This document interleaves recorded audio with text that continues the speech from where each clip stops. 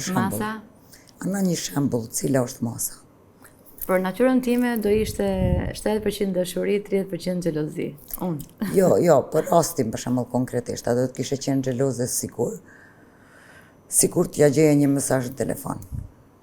Është një farë xhelozisë. Absolutisht ajo tregon apo jo? besnekërinë, absolutisht po. Ajo tregon. Unë nuk do ndihesha mirë në raportin tim të shikoja mesazhet të partnerit me dikë tjetër. Jam shumë dua të më thonë jam natyrë që të ma thot.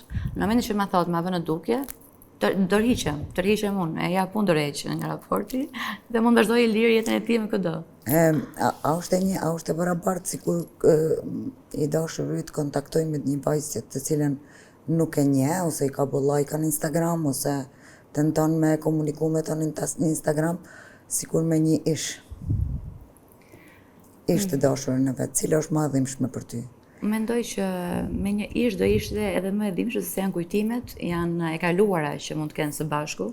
Një rikthim mund të jetë gjithmonë ndjesia e risjell, kurse me like-et në Instagram, me supportet vjuesit me një person që nuk e njeh akoma, është në fazën e njohjes, nuk mund ta quash ende le të themi tradhti.